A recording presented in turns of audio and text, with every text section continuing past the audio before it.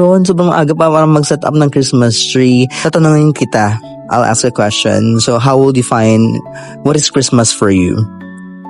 Kasi for me, Christmas is like about feeling the love, feeling the peace, feeling the unity, the giving, and all the feels, all the positive feeling. That's Christmas for me. And also, it's for the kids. So if you are a kid by heart, so you'll really enjoy Christmas. Also, I have to consider the budget.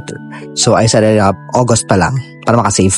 Hi guys, bumili tayo ng panibagong pasabog para sa ating Christmas tree.